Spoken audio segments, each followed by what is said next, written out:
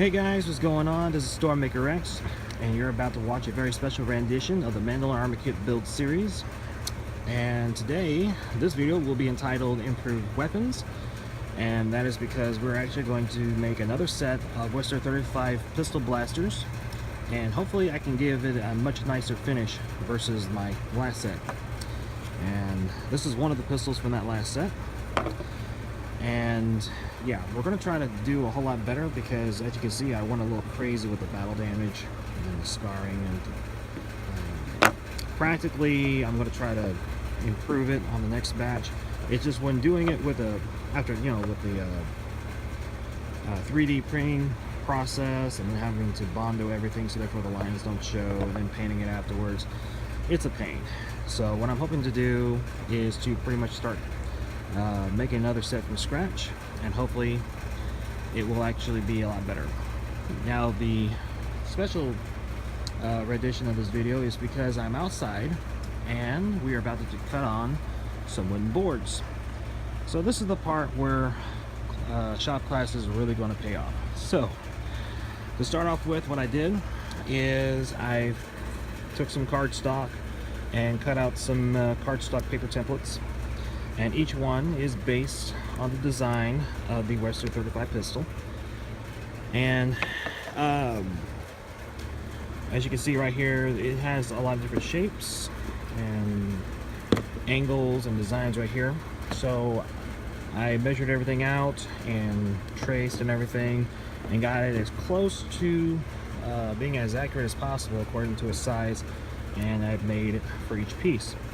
Now, this is going to be the main piece right here, which is going to be this wood right here.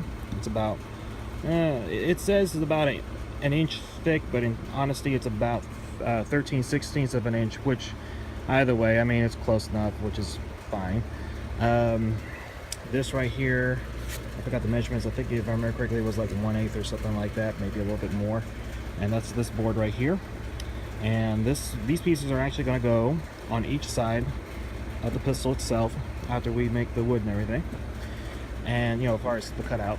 And then finally, these smaller pieces, believe it or not, we're going to save these, and I'm actually going to trim some styrene plastic to put on the sides.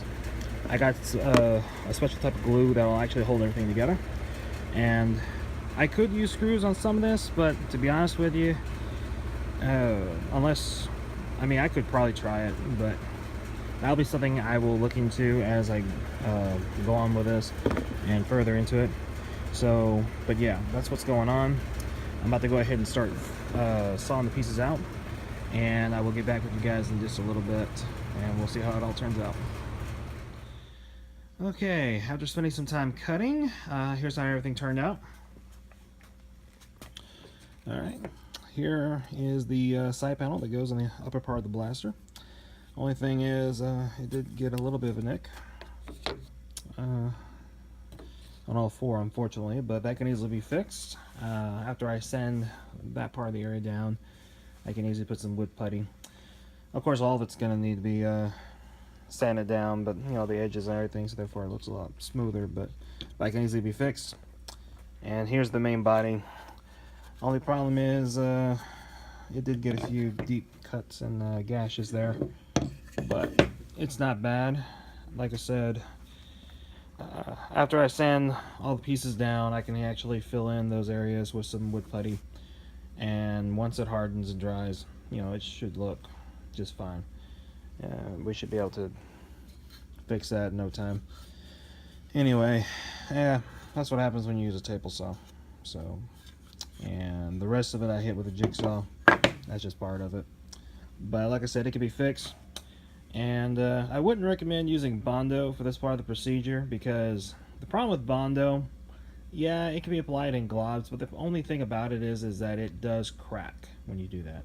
Thin layers, not so much, but deep cut gashes and stuff like that, you will be taking a chance of for it to crack, and then you have to go back and then have to hit it again with that same Bondo. So it's just better to get the wood putty filler and then just move on. But like I said, it can easily be fixed.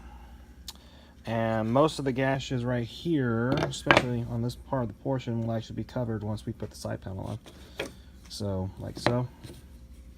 Line up just right. See?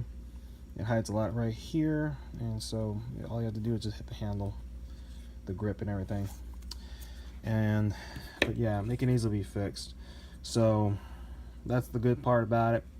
It is going to need some sanding because there are a few areas that I was not able to get close enough to cut, and I was trying to do it just right because, you know, either or I would have to hit it with some kind of filler later. But anyway, but that's the good part, and we will be sanding it down soon enough on the next video. So I think that covers it.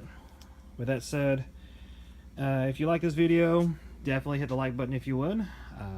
If you'd like to go ahead and ask a question or have any comments, hit it on the comments down below and I will get to them ASAP. And last but not least, if you like the video or like to go ahead and see further future videos, definitely hit the subscribe button. I will be updating as time comes and as I'm working on new projects.